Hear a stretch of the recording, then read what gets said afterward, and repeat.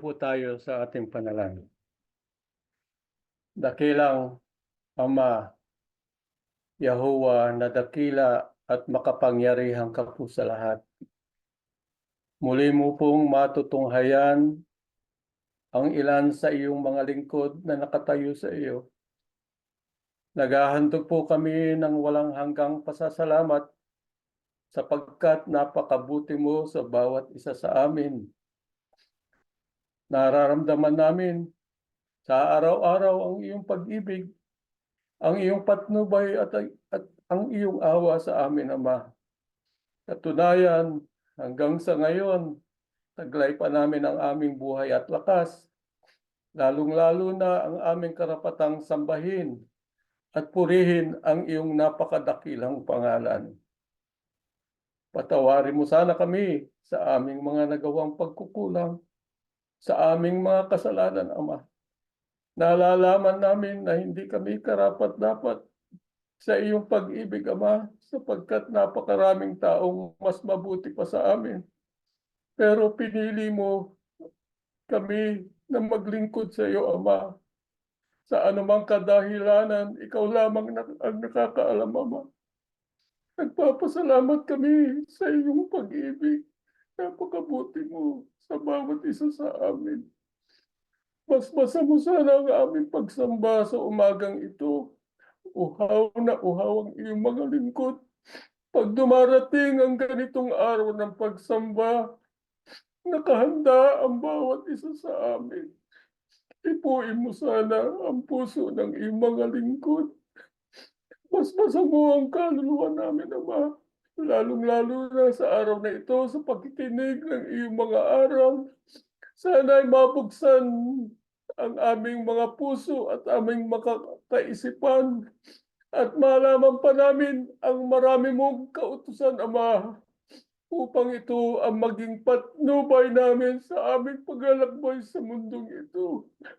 Basbasa mo ang sangkatauhan, lalong-lalo na ang mga taong nasa gitna ng digmaan, ang mga taong nakararanas ng maraming sakit at paghihirap. Sana'y kahabagan mo rin sila, Ama. Kung paano mo kami kaligayahin mo rin sila. Kapagkat sila'y mga tao rin, Ama, na naliligaw sa pangunawa at pagkilala sa iyo, na sana'y balang araw, lalong-lalo na ang aming mga kamag-anak, mga kapatid at kakilalang wala pa sa ganitong tunay na paglilingkod, ay makaunawa na katulad namin. Makita nila ang tamang pagsunod sa iyo at pagkilala, Ama, upang sa ganun makasama rin namin silang sasalubong sa iyong bugtong na anak. Basbasa mo ang aming pagsamba, lalong-lalo na ang kapatid naming maghahayag ng iyong mga salita. Patuloy mo sana siyang bigyan ng lakas. Bigyan mo siya ng talinong kanya magagamit sa pagtuturo. At sana'y maging ang iyong aral ay maging inspirasyon ng bawat isa sa amin sa aming paglalakbay sa mundong ito. Basbasa mo rin sana ang aming munting abuloy na patuloy na magamit sa pagpapalaganap ng iyong mga aral. Sana'y lagi mo kaming iugnay sa diwa't spirito ng aming Panginoong Yahushua, na sana'y matulad kami sa Kanya, makalakad kami ng karapat-dapat sa iyong banal na harapan. Ang lahat ng ito ay aming hinihiling kasama ng kapatawaran ng aming kasalanan sa pangalan ni Yahushua na aming tagapagligtas. Amen.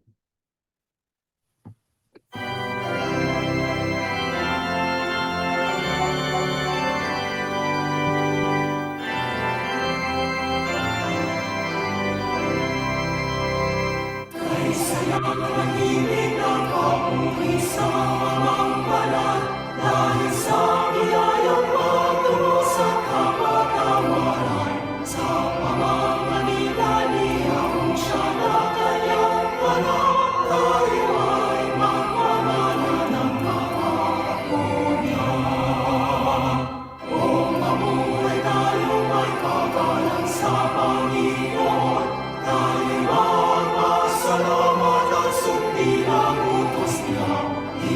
siyang kasalanan ng ating mapagkuyan. Tayo ay sumalanan sa mabuting gawa. Ang alwalhatian ng Ama sa atin ay magliwanag. Langit din ang ilaw niya, ibahin ang aral. At kapalawanan niya'y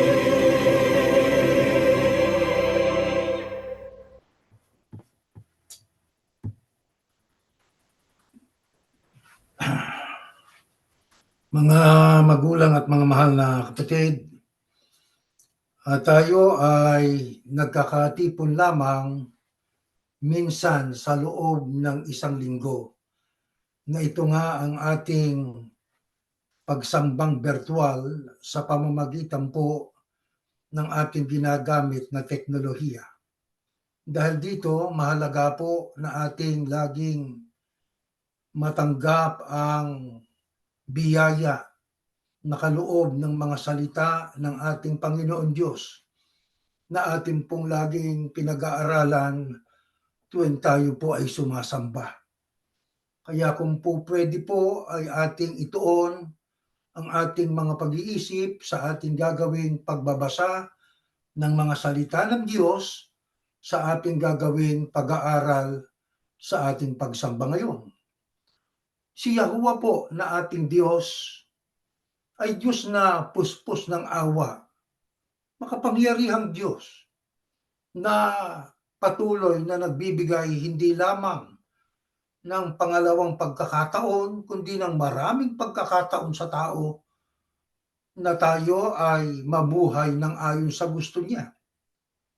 Palibhasa alam ng Diyos, ng buhay ng tao ay punong-puno ng pagsubok.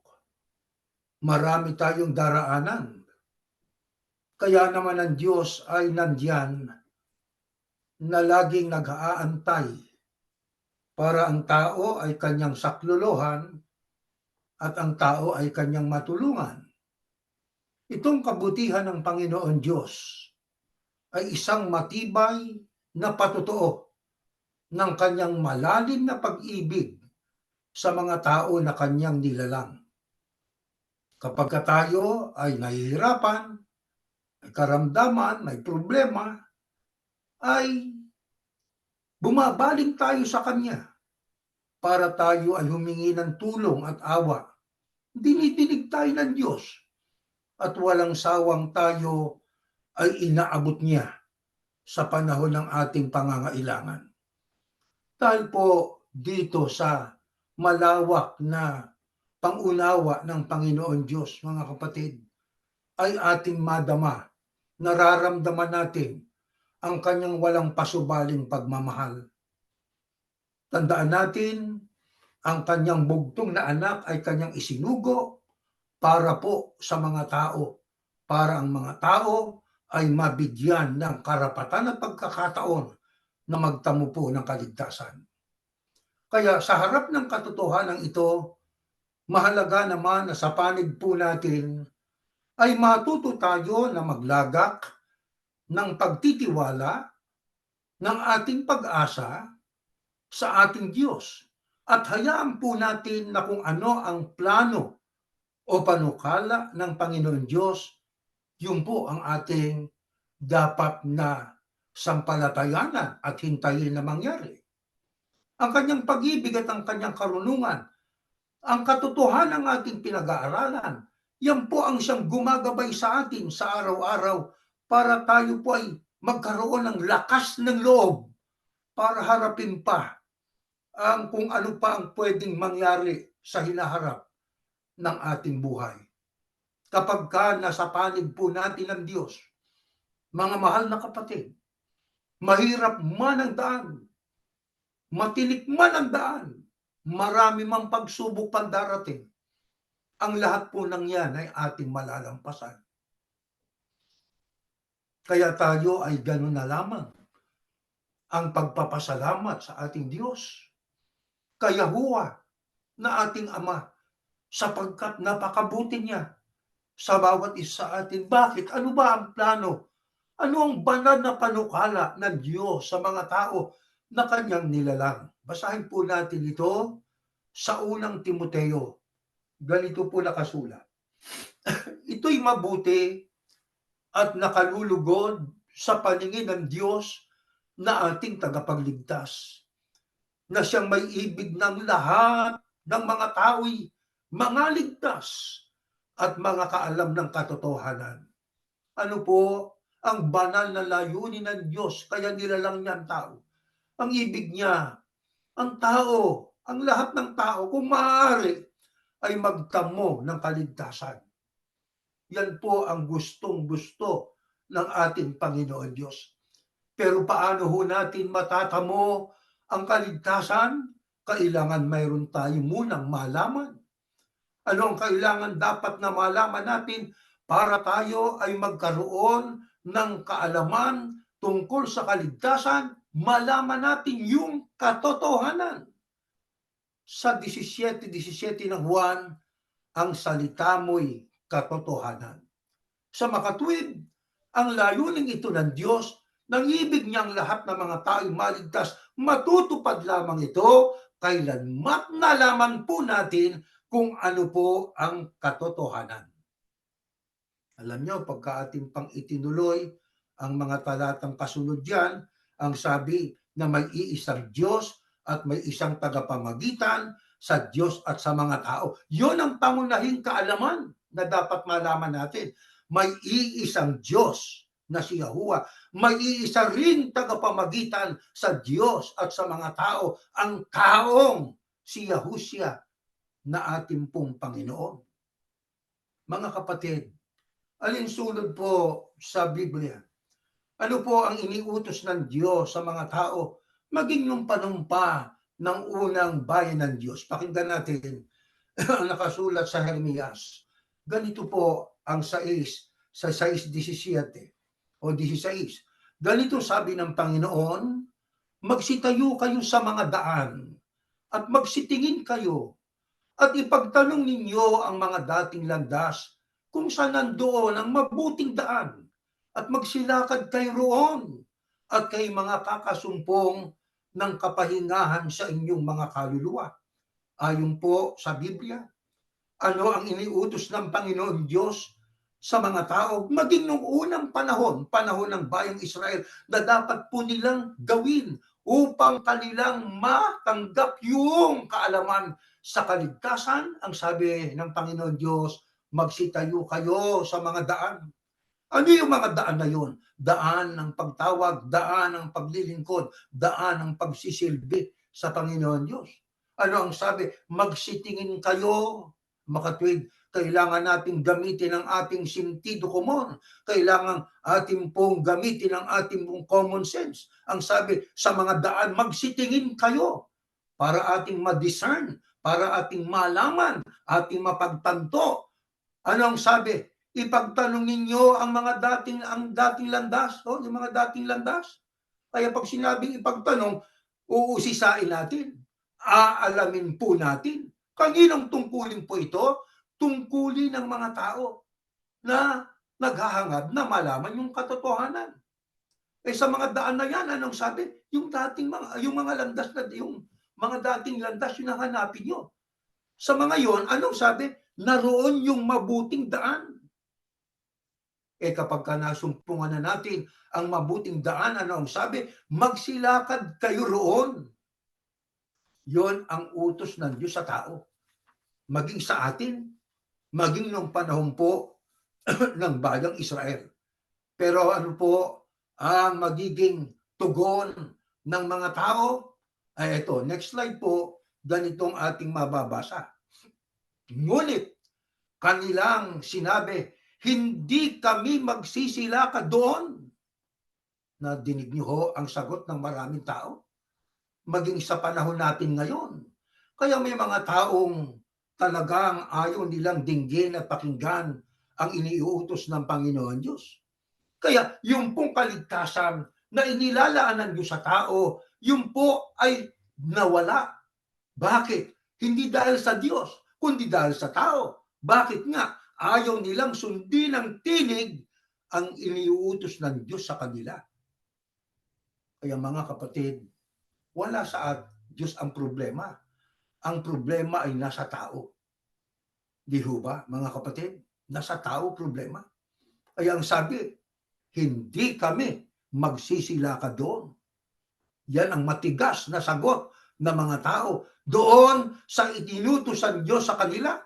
Ano naman ang tugon ng Panginoon Diyos sa kabila ng katigasan ng ulo ng tao? Next slide po, ganito nakasulat.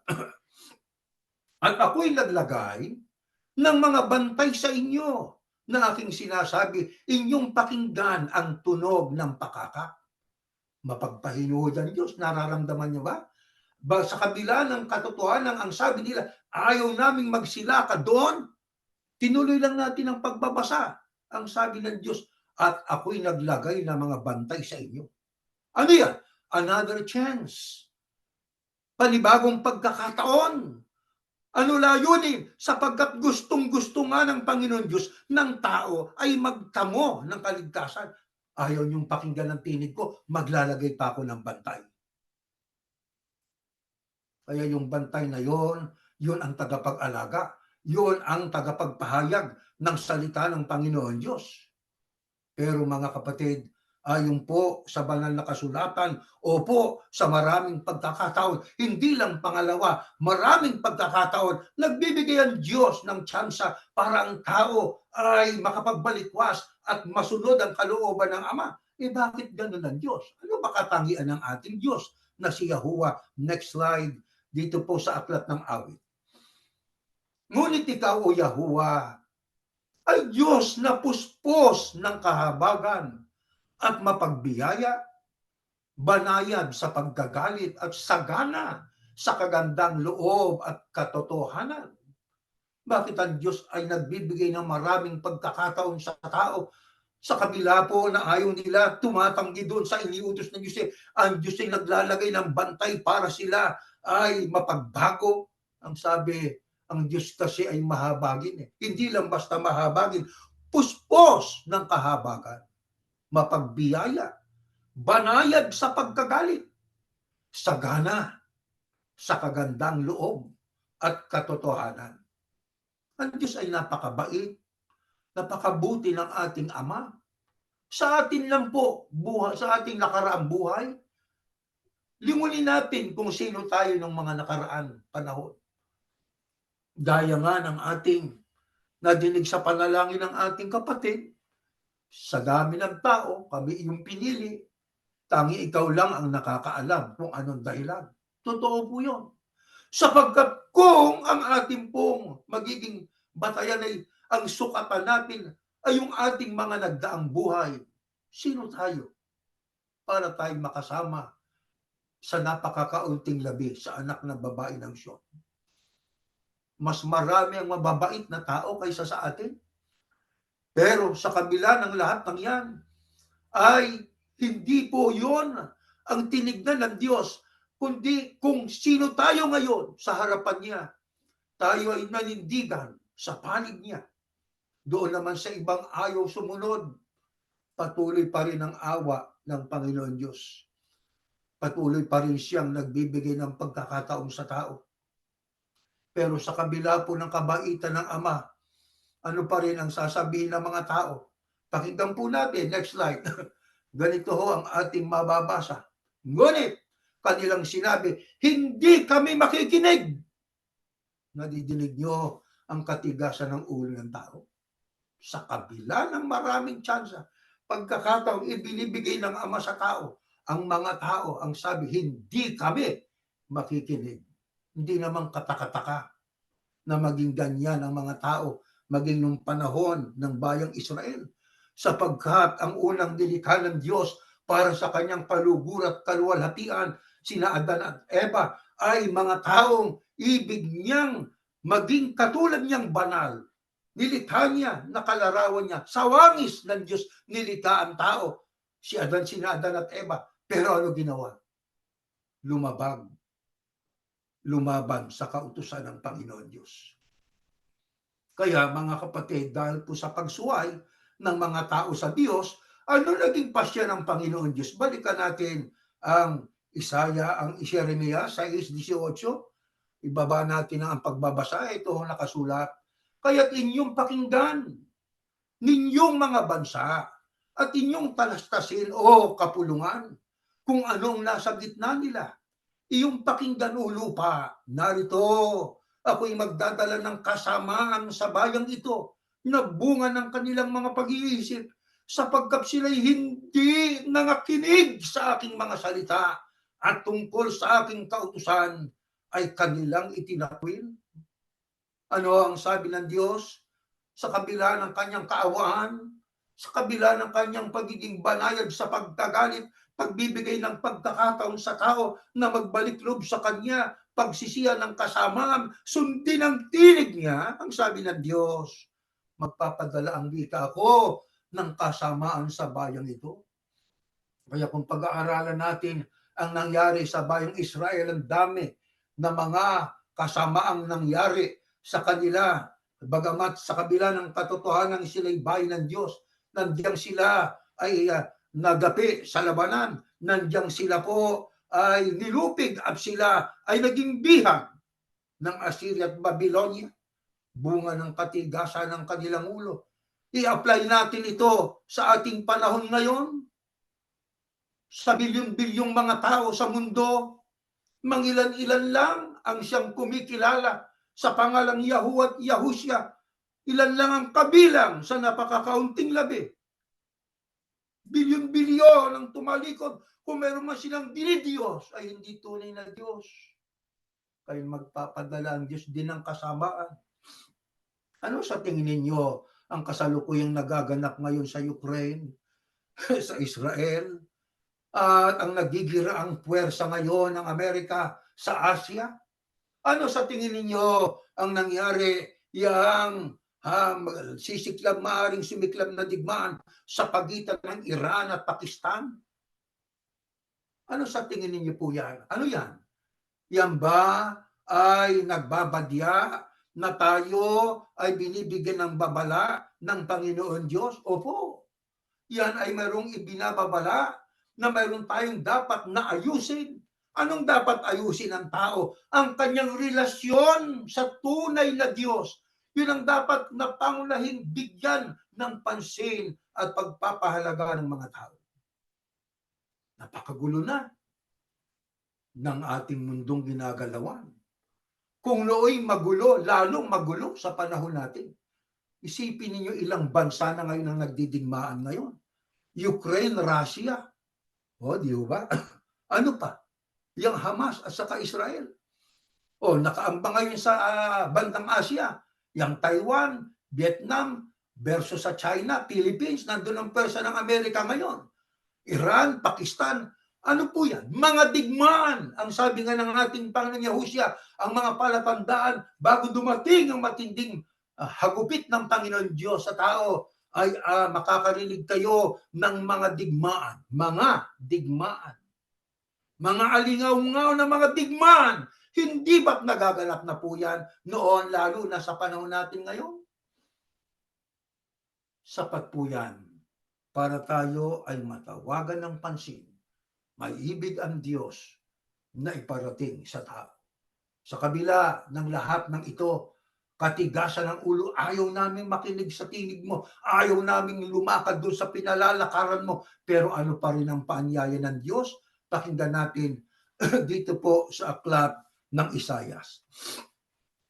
Magsiparito kayo ngayon at tayo'y magkatwiranan, sabi ng Panginoon.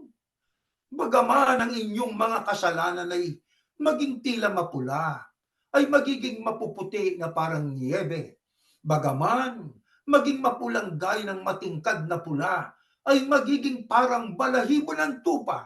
Kung kayo'y magkusa at magmasunurin, kayo ay magsisikain ng buti ng lupain. Yan po'y salita ng Diyos. Ano po yan? Another chance.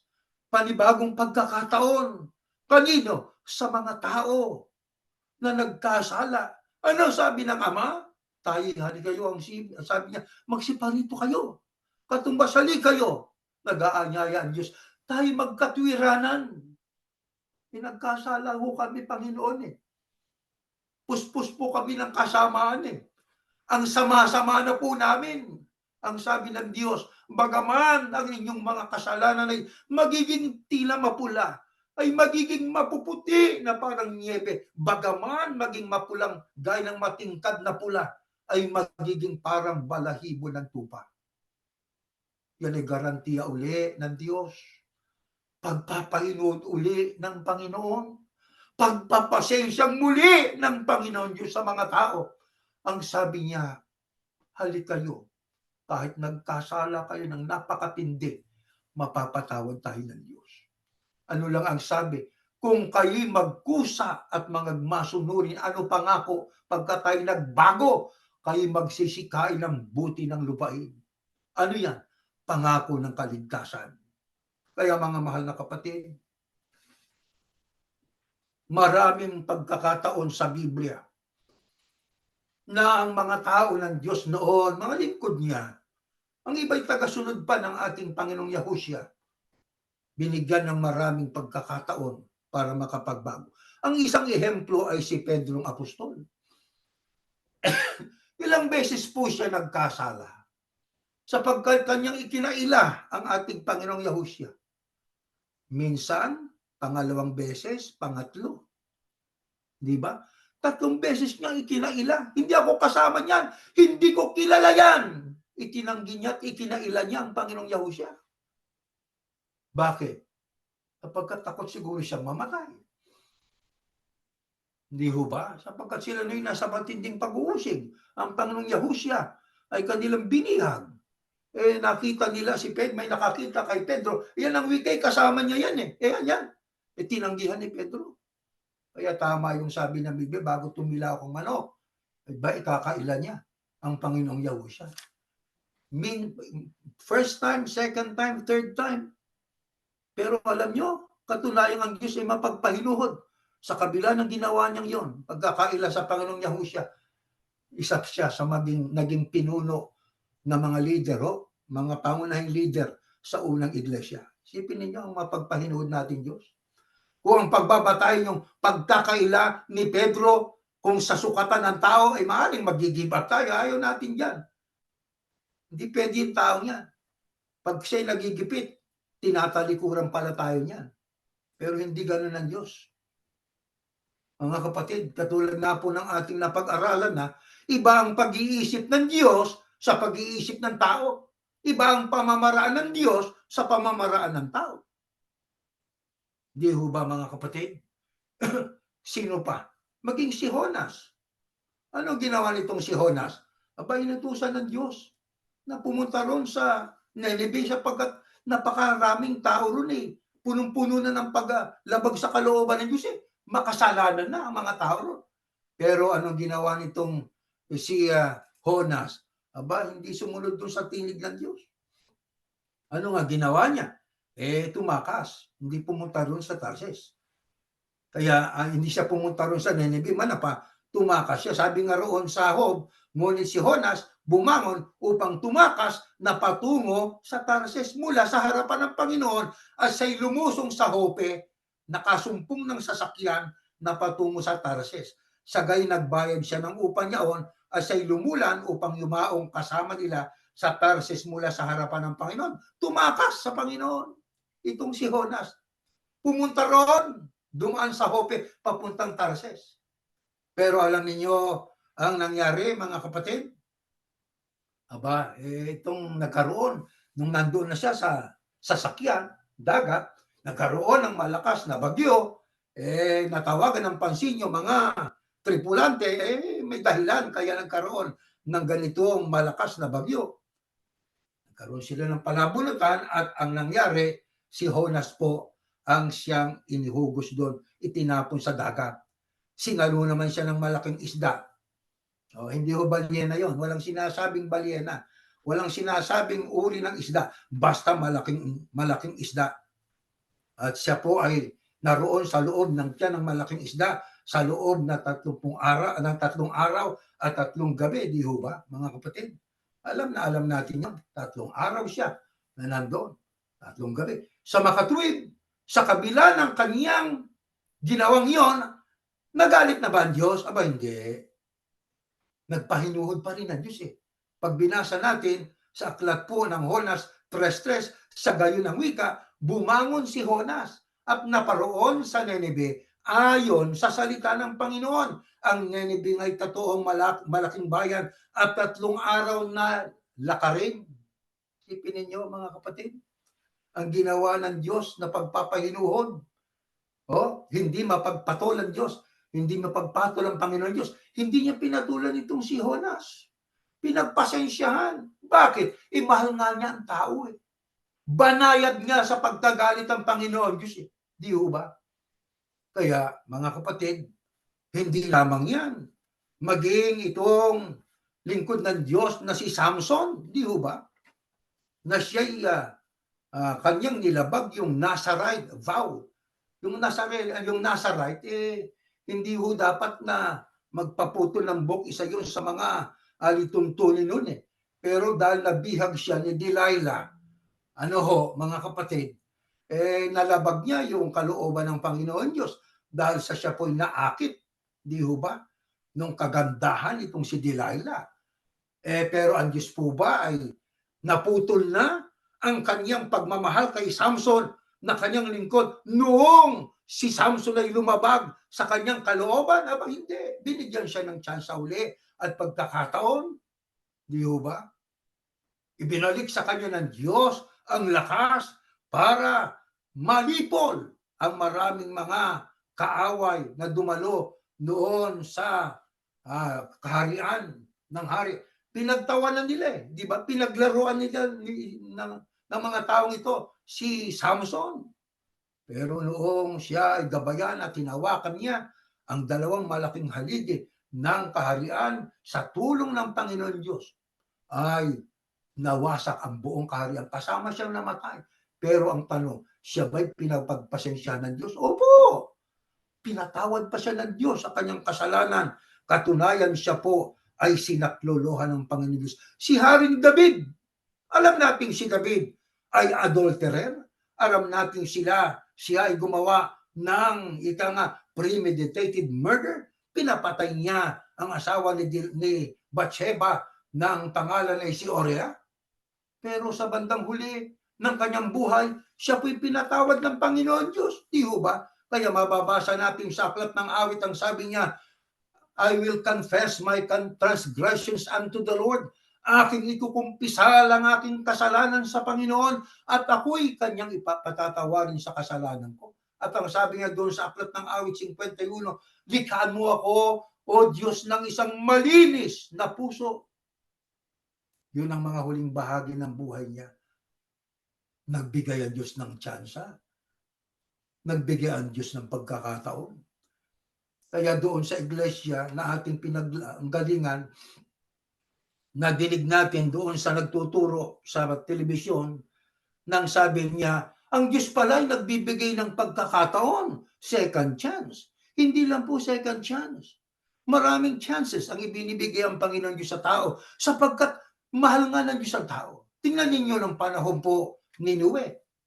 Sa Genesis 5:32, si Noe ay 500 years old nang ipanganak niya isa sa kanyang mga anak. Sa Genesis 7:6, ang Diyos ay may ginawa. 600 years old si Noe nang dumagsa ang tubig sa ibabaw ng lupa. Ang tanong ay ito, bago dumagsa at nilipol ang lahat ng mga tao, maliban sa pamilya nitong si Noe, ang tanong, ang Diyos ba ay nagpahagi ng kanyang babala at kahayagan ng pag-ibig niya sa mga tao nung panahon ni Noe? Opo, tandaan natin, ang daong ni Noe ay ginawa halos sa loob ng 120 taon.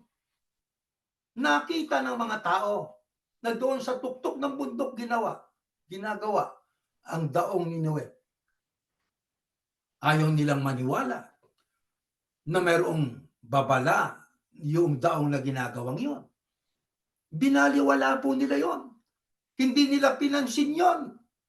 Na yung 120 years na yan ay yan po ganong katagal ang tsansang ibinigay ng Diyos sa mga tao nung panahon ni Noe para sila'y makapag-isip bakit doon ginawa yung daong na yun.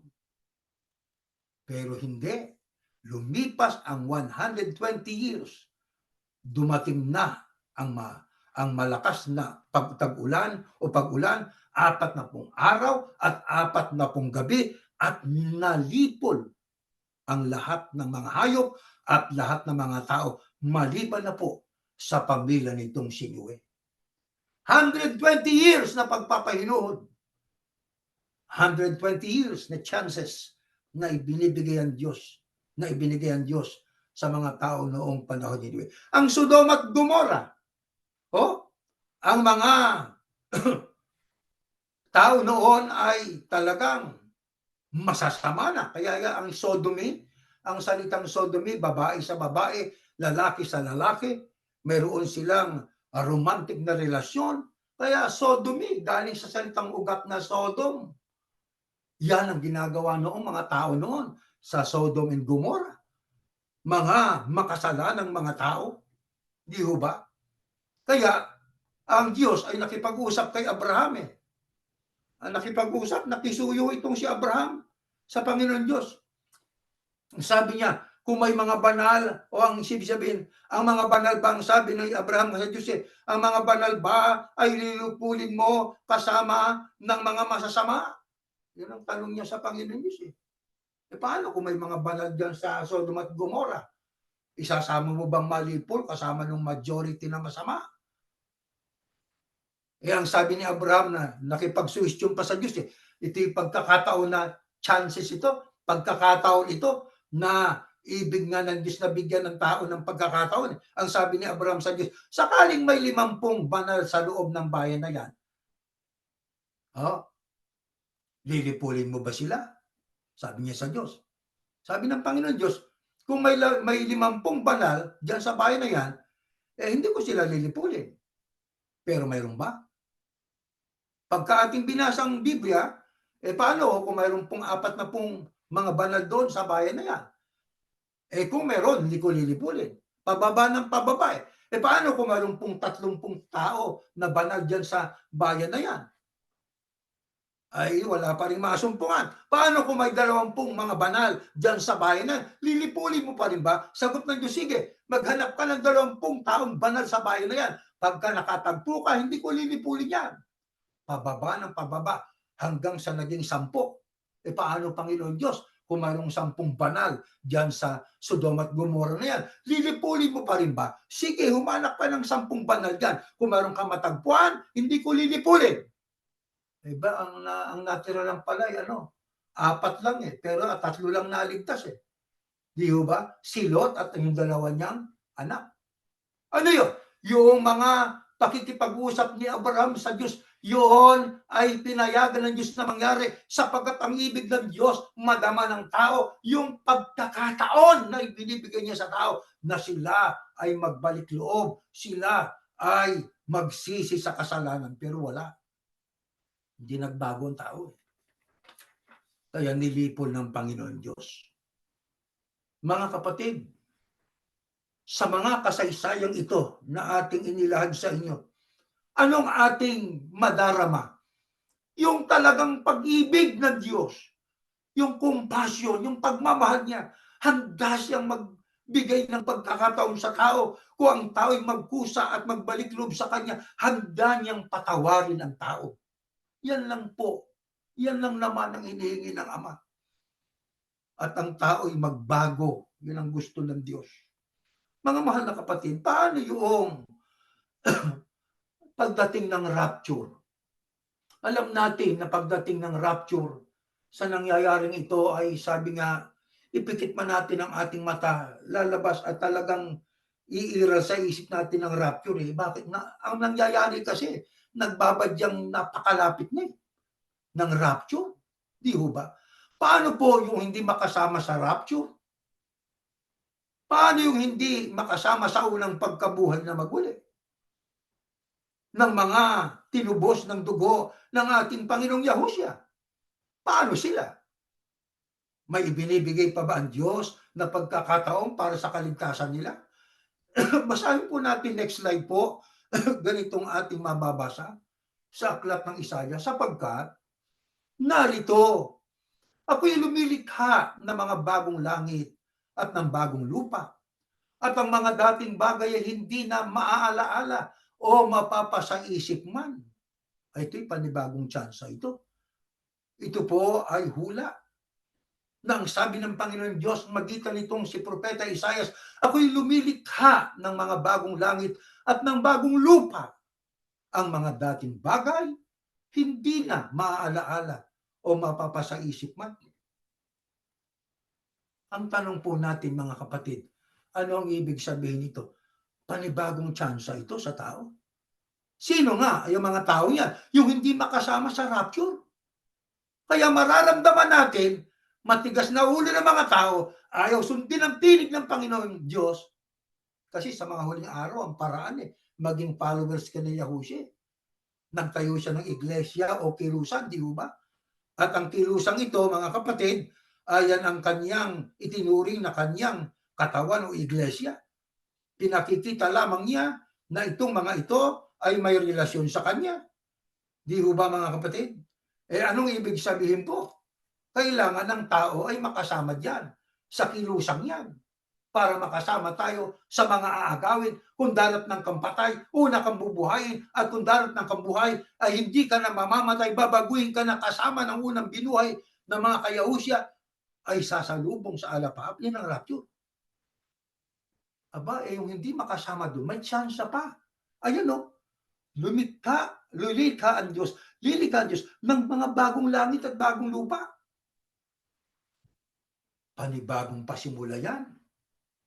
Panibagong simula ng sangkatauhan na lahat ay sama-samang mabubuhay ng mapayapa at walang kaguluhan. Ano po yan? Yan nga ang tinatawag sa Biblia na milenyo. Yan ang 1,000 taon o mahabang panahon na paghahari ng ating Panginoong Yahushua HaMashiach. Ano ang sabi ng Biblia patungkol diyan sa bagong langit at bagong lupa? Pakinggan po natin, next slide. Ito sa aklat ng Isaias pa rin. Ngunit sa Kapitulo 2, ang salita na naalaman ni Isaias na anak ni Amos tungkol sa Huda at Jerusalem at mangyayari sa mga huling araw ng bundok ng bahay ng Panginoon ay matatatag sa taluktok ng mga bundok at magiging mataas sa mga burol, at lahat ng bansa ay magsisiparoon doon, at maraming bayan ay magsisiyahon at magsasabi, halina kayo at ay magsiyahon sa bundok ng Panginoon, sa bahay ng Diyos ni Jacob, at tuturuan niya tayo ng kanyang mga daan, at ay magsisilakad sa kanyang mga landas, sapagkat mula sa Sion ay lalabas ang kautusan at ang salita ng Panginoon mula sa Jerusalem at siya'y hahatol sa gitna ng mga bansa at sasaway sa maraming tao at kanilang pupukpukin ang kanilang mga tabak upang maging mga sudsod at ang kanilang mga sibat ay magiging mga karit. Ang mga bansa'y hindi magtataas ng tabak laban sa bansa o mga aaral pa man sila ng pakikipagdigma. Ano ang pahayag ng Biblia? Relasyon o relatibo doon sa mga bagong langit at bagong lupa. Mapayapang lugar yan.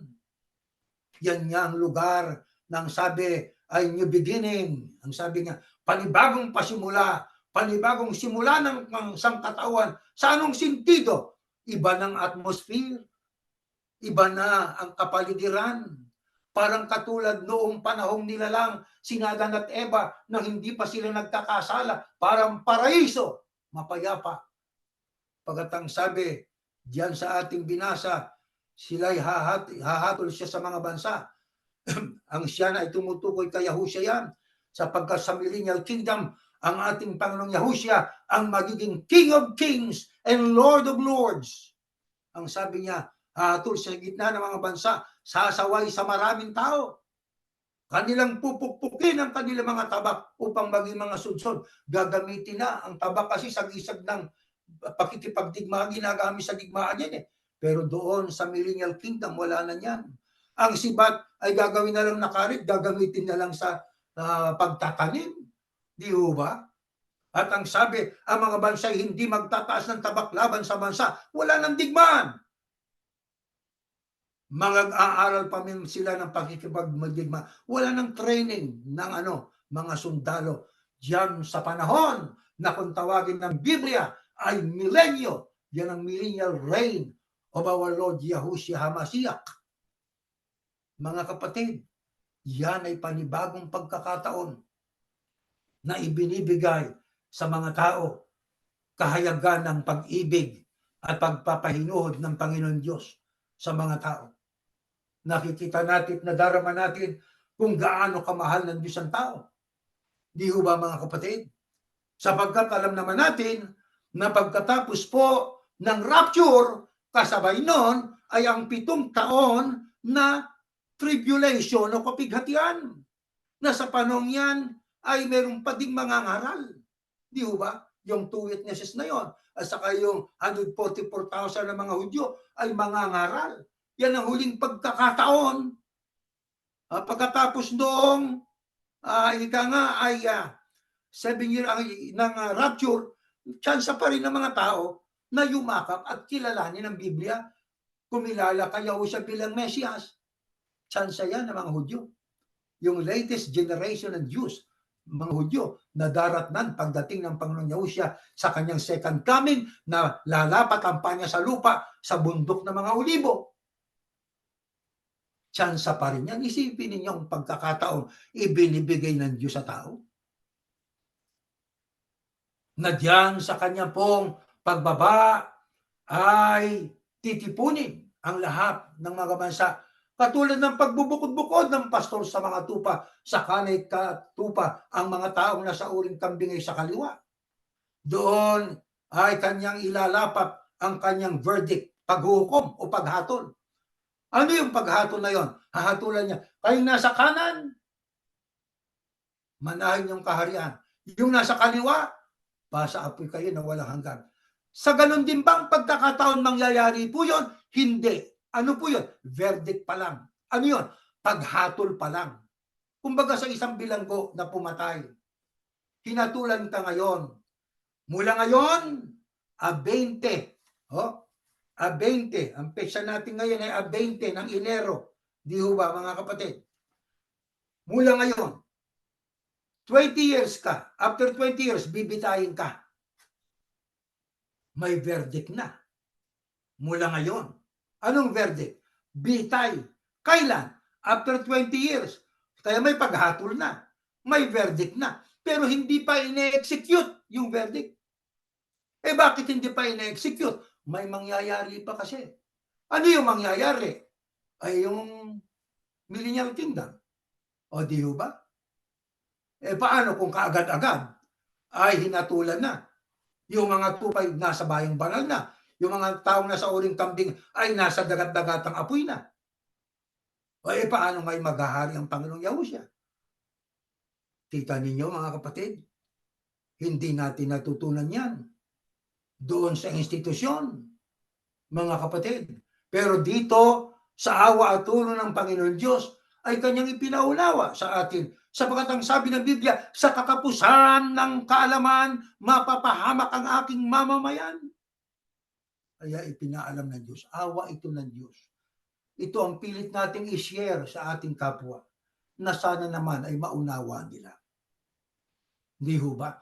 Pagkatapos po ng pagbubukod-bukod, may verdict na pero wala pang execution, wala pang parusa, wala pa sila sa bayang banal. Alam niyo ang verdict, parang ganito yung nasa unang Timoteo 5:6.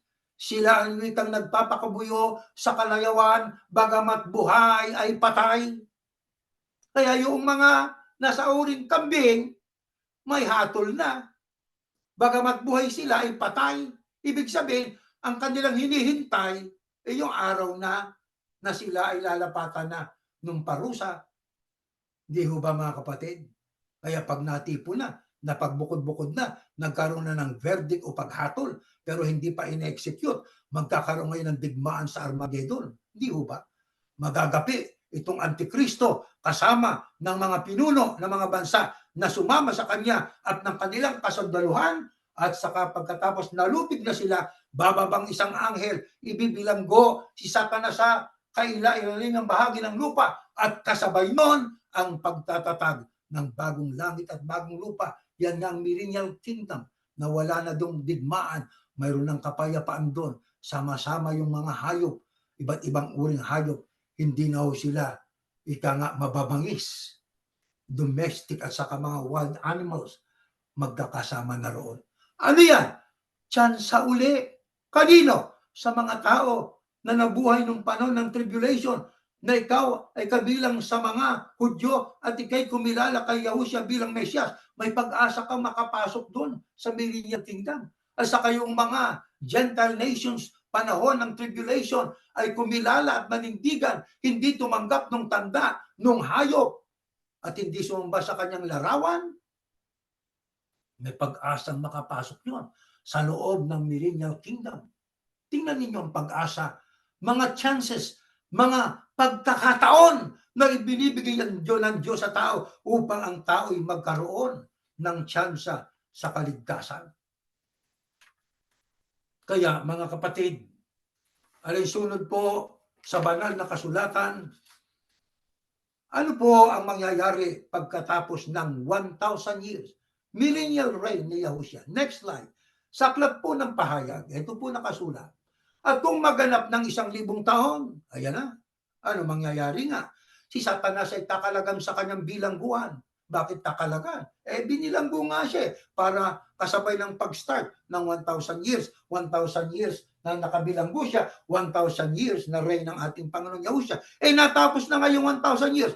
At nang maganap ng 1,000 taon, ayan na, si Satanas ay takalagam sa kanyang bilangguan. Pagkatapos nito ay kailangan siya'y pawalang kaunting panahon.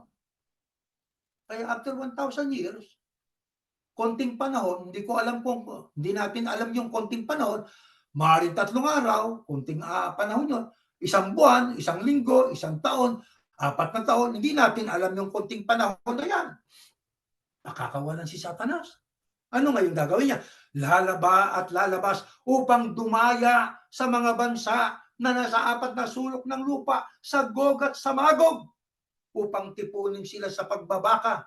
Aba, ay talaga namang itong si Satanas, kahit na siya ay pinakawalan na, bigyan mo lang ng konting tsansa o konting panahon, lalaban pa rin talaga sa Diyos Yan ang pinakahuling labanan na gagawin niya Pakikipaghamok sa kapangyarihan ng Panginoon Diyos. Sino kasama niya? Di yung madadaya niya. Yung madadaya niya sa 4 na sulok ng lupa, Gog at Magog. Anong gagawin niya? Titipunin sila sa pagbabaka. Ano yun? Pakikipaglaban. Gaano ang bilang? Nang bilang nila gaya ng buhangin sa dagat. Kaya sa panahon ng millennial reign ng ating Panginoong Yahushua, 1,000 years, marami pang ipanganganak doon sa mga panahon yun. Di ba? Ang dami pang magiging anak yun. Yung mga anak na yun, yun ang susunod doon sa kanilang sariling desire. Di ba? Yung mga yun ang siyang tatalikod at madadaya nitong ni Satanas na ito. Kasi dami ng buhangin sa dagat. Ano gagawin nila? At nangagsipanhik sila sa kalaparan ng lupa at kinubkob ang kampamento ng mga banal. Abay, gustong agawin yung paghahari o kaharian ng Panginoong Yahushua, yung millennial kingdom niya, na doon siya naghari, At ang bayang iniibig, at bumabang apoy, ayun, ang kasunod, mula sa langit at sila'y nasupok. Kaya ating pong mai-imagine ang mangyayari after 1,000 years, pakakawalan si Satanas sa bilangguan at siya ay bibigyan ng konting panahon. Lalabas siya upang magpatuloy sa kanyang gawain. Ano yun? Mandaya. Ano ang kanyang gagawin? Ay kanyang dadayain ng mga tao sa 4 na sulok ng lupa, sa Gog at Magog. Gaano karami, kasi dami ng buhangin sa dagat. Ano ang kanilang gagawin? Kanilang kukubkubin ang bayang may bagong langit at bagong lupa. Yan na nga po ang tinatawag doon sa Isaiah kanina na mapayapang lugar, sapagkat si Yahushua ang naghahari doon. Gusto nilang agawin yon. Saka ngayon doon bababa ang apoy. Saka lang matutupad yung nasa 2 Pedro 3:7 Gs. mapupugnaw ang langit at lupa, kasama ang lahat ng iyong kasama ni Satanas. Mamamatay sila lahat. Ang nasa kampamento ng mga banal, yung kasama sa millennial reign at kingdom ni Yahushua, safe, pero silang gustong kumubkob sa pangunguna ni Satanas ay mamamatay. Malilipol sila lahat. At ang pagkatapos niyan, mga kapatid, ano ang mangyayari? Mayroon pa bang pagkakataong ibinibigay ng Diyos? Tsansa sa kaligtasan. Next slide po. Ganito ang ating mababasa. Ayan, at nakita ko ang isang malaking luklukang maputi. At ang nakalukluk doon na nasa kanyang harapan, ang lupa at ang langit ay tumakas at walang nasumpungang kalagyan nila. At nakita ko mga patay, malalaki at maliliit, na nangakatayo sa harapan ng luklukan at nangabuksan ng mga aklat at nabuksan ng ibang aklat na siyang aklat ng buhay. At ang mga patay ay hinatulan ayon sa mga bagay na nasusulat sa mga aklat ayon sa kanilang mga gawa. Mga kapatid, pagkatapos po na mapugnaw ang langit at lupa, may tsansa pa bang maligtas ang tao? Mga kapatid, ang sabi po ay maliwanag kasi alam ninyo may magaganap pa. Mayroong yung mga taong yun ay bubuhay mag-uli-uli. Na kaya sabi sa 12, nakita ko ang mga patay unang panahon, bubuhayin yan, malalaki at maliliit, nangakatayo sa harapan ng luklukan. Kaya lahat sila bubuhayin. Haharap na sila. Saan? Sa isang malaking luklukang maputi. At bubuksan yung mga aklat. Aklat ng buhay. At hahatulan sila ayon sa kanilang mga gawa. Kaya kung mga gawa ang pag-uusapan, mga kapatid, anong ibig sabihin yan? Next slide. Ito, sa 5:26, 29. At magsisilabas ang mga nagsigawa ng mabuti ay sa pagkabuhay na maguli sa buhay. At ang mga nagsigawa ng masama ay sa pagkabuhay na maguli sa paghatol. Another chance na ibinibigay ng Diyos sa tao. Yan pong millennial reign. Kahit na sila nalipol, pagka binuhay sila, ayon sa gawa nila. Hindi na ayon sa dugo ng ating Panginoong Yahushua, sapagkat ang mga tao maliligtas na tinubos, yon ang nakasama doon sa rapture. Una yun ang unang pagkabuhay na maguli. Kaya mga mahal na kapatid, sa harap ng ganitong katotohanan, ano lamang ibig iparating sa atin ng ating pinag-aralang mensahe? Mahal ng Diyos ang tao. Mahal na mahal ng Diyos ang mga tao. Ayaw niya na ang tao ay magdanas ng sumpa, ng parusa. Pero itong pagkakataong ito, ang ibinibigay ng Diyos. Hanggat may langit at lupa, yan ang pagkakataon na ibinibigay ng Diyos sa tao para sila'y magbalik loob. Sana maging open-minded sila. Buksan ang kanilang isipan at kanilang pakinggan ang mga aral at kanilang siyasapit usisain kung alin yung mabuting daan, kung ano yung kinapapalooban ng mga salita ng Diyos. Kung ano yung may hula, sabi sa 8:20, sa kautusan at patotoo. Kung sila hindi magsasalita sa mga bagay na yun, walang liwanag sa kanila. Ang kautusan ay aral ng Diyos. Biblical ba aral? Hindi ba distorted o hindi binaluktot? Ano pa? May hula ba yan? Tayo kabilang dyan, mga kapatid. Kami ng aking kapwa ministro, nang tatanong, Biblia sumasagot. Dito, ang ating pong hierarkiya ay ang Ama, si Yahushua, pagkatapos ay ang mga iglesia ni Yahushua. Nandyan ang mga ministro para mangaral, nandyan ang mga elders, mga puno, puno ng sambahayan, mga ama ng sambahayan o madre de familia, ang siyang nangangasiwa sa kanyang sambahayan. Wala ritong hierarkiya para sila'y magkaroon ng kapangyarihan over sa atin. Wala. Mga kapatid, dito tayo pantay-pantay. May iba't ibang katungkulan at iba't ibang gawain, ngunit gawain isa para maging matibay ang gawain ng kilusang itinatag ng Panginoong Yahushua. Mga mahal na kapatid, dahil dito anong dapat na maging pag-uugali natin? Tayong mga Yahusiano. Next slide po. Ganito ang ating mababasa sa Kolosas. Pakinggan po natin ito. Mangagbihis na kayo, gaya ng mga hilirang ng Diyos, ng mga banal at minamahal,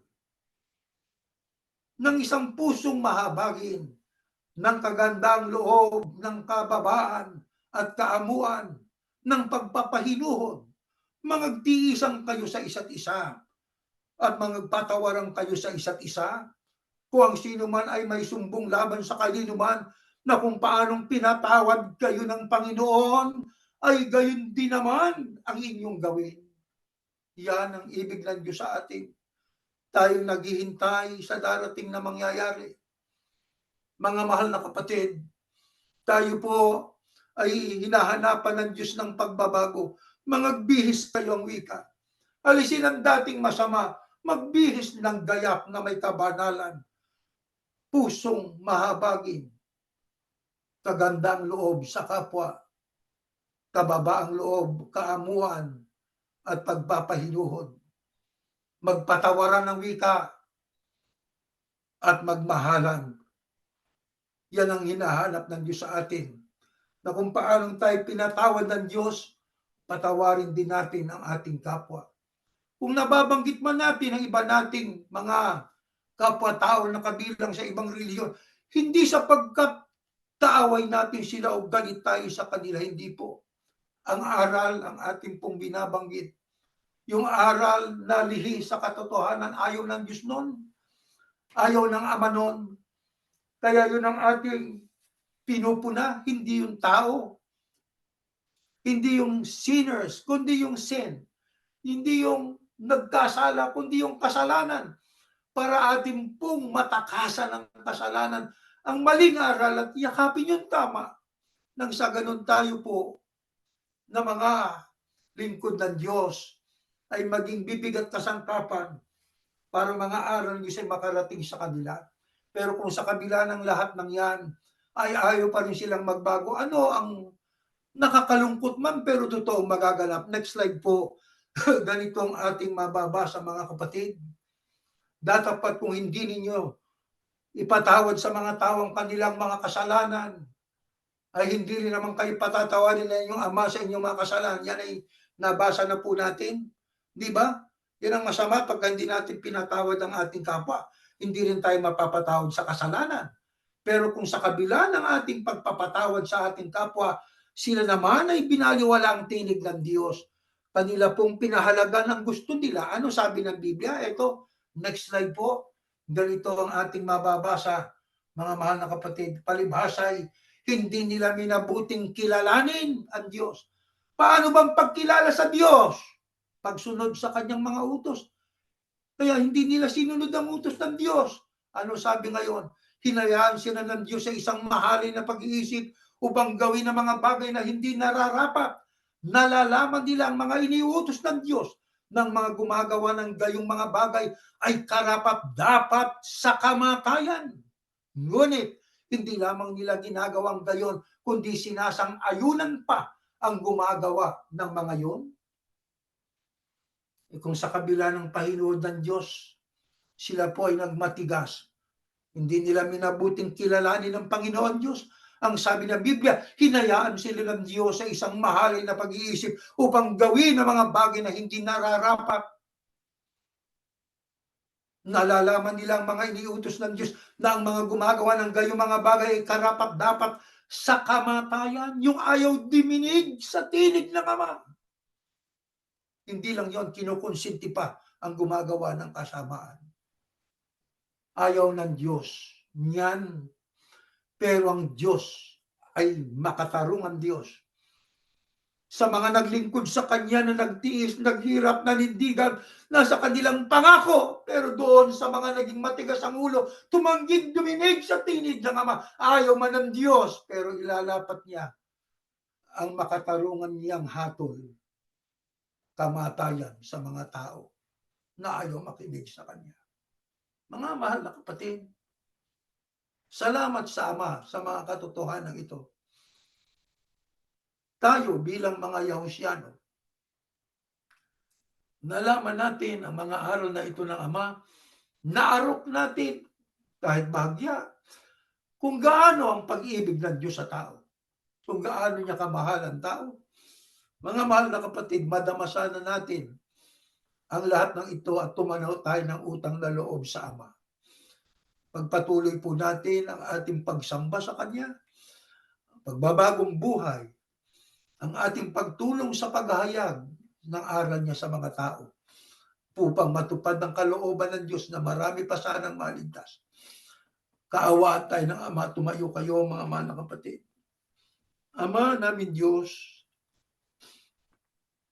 salamat po ng marami sa iyo.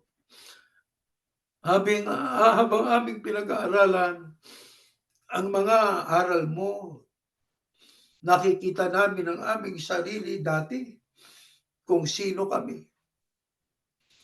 Ama Diyos, napakaraming chance ang ibinigay mo sa aming buhay. Sapagkat noon ay marami na rin chance ang dapat kami namatay na. Marami na rin kami pinagdaanan sa mga edad namin dahil din sa aming mga kasalanang nagawa. Subalit gaya po ng aming malimit na masabi, ano kaya ang nakita mo sa amin? Na sa kabila po ng lahat ng aming mga nagawang kasalanan, sa ganang amin ay napakarami na namin sa harapan mo. Pero pinagidnapat mo pa kami. Sisi kami.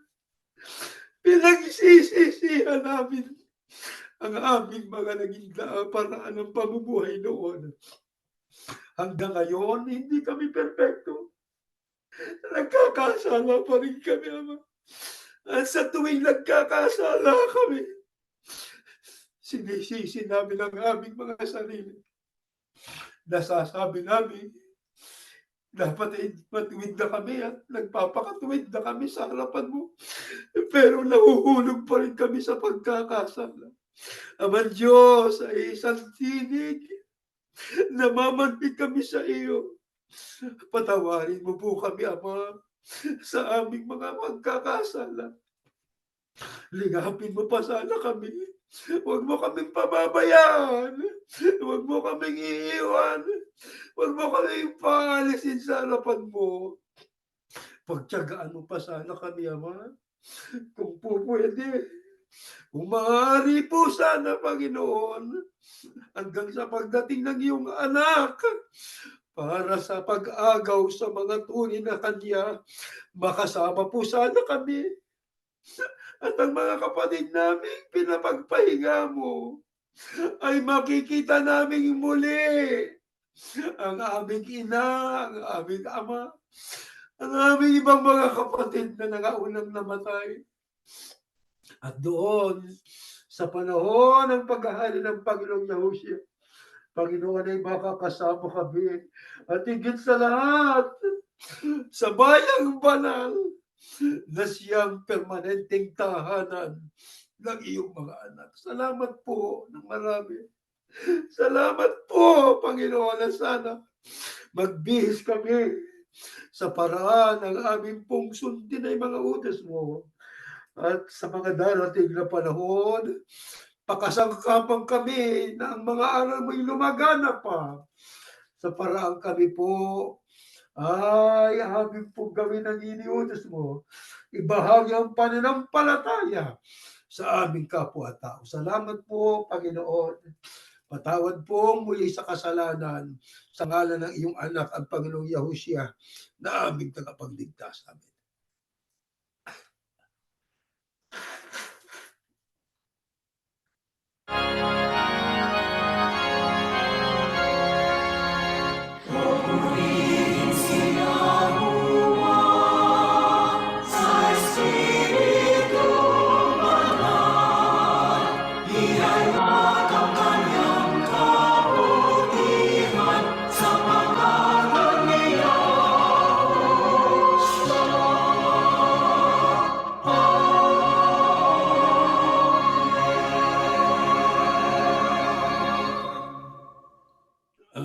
biyayang pagliligtas ng ating Panginoong Yahushua, ang pag-ibig ng Diyos na si Yahuwah, at ang patuloy na pagkikipisan ng Espiritu Santo ay siya nawang sumaating lahat ngayon at magpakailanman. Amen. Meron tayong mga tagubilin po mga kapatid. Please share or join us every Thursday 10 p.m. po Eastern Time at saka 7 p.m. sa Pacific Time for our Bible study program called 1001 Billion Questions. Growing Up Yahushua can be viewed via YouTube and Facebook. Timoteo, patuloy nating isama po sa panalangin ang mga tao sa buong mundo, leader ng mga bansa, kasama na po ang ating mga kapatid sa dati nating kinabibilangang relihiyon. At nang sa ganun ay magkaroon pa na sana ng pagkakataon na tayo ay mabuhay na mapayapa at magawa natin ang kalooban ng Diyos. Ano po? Umaasa kami na yan po ay maliwanag sa ating lahat. Hanggang dyan po at tayo natatapos.